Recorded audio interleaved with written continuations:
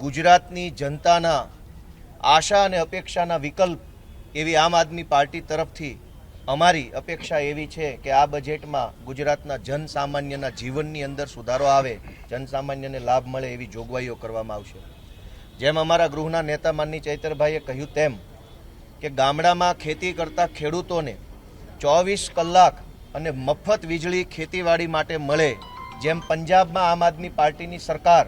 ખેડૂતોને મફત વીજળી આપી રહી છે, એ પણ દિવસે,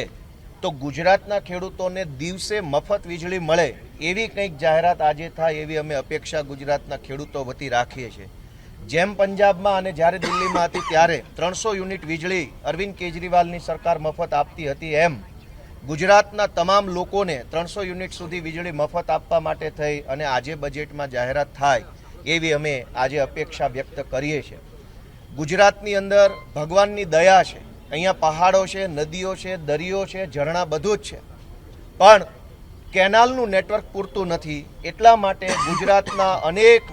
હેક્ટર જમીનની અંદર આજે પણ સિંચાઈનું પાણી પહોંચ્યું નથી। સુજલામ સુફલામ યોજના, સૌની યોજના,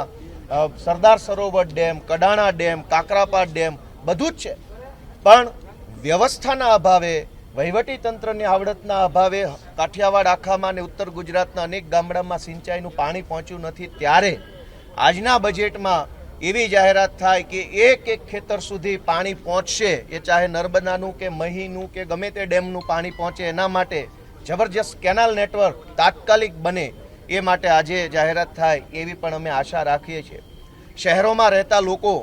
શિક્ષણ અને સ્વાસ્થ્યના નામે મોંઘવારીથી પીડાઈ રહ્યા છે।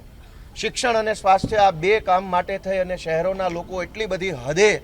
પૈસા ખર્ચવા પડે છે કે માણસના જીવનની તમામ કમાણી શાળા અને દવાખાનાના ખર્ચા પાછળ જાય છે। ત્યારે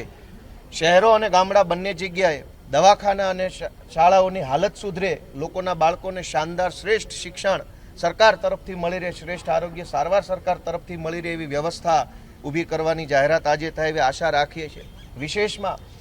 આજે વિજ્ઞાન ટેકનોલોજીનો યુગ છે, આર્ટિફિશિયલ ઇન્ટેલિજન્સ એટલે કે એઆઈ આખી દુનિયા ઉપર આગળ વધી રહ્યું છે, ત્યારે ગુજરાતમાં એક એઆઈ યુનિવર્સિટી બને અને સાયન્સની અંદર રિસર્ચ કરીને આગળ વધનારા લોકો, સાયબર ક્રાઇમ હોય, સાયબર સિક્યુરિટી હોય, આર્ટિફિશિયલ ઇન્ટેલિજન્સ હોય, જીનોમ સાયન્સ હોય, આ બધાની અંદર આપણા ગુજરાતના બાળકો,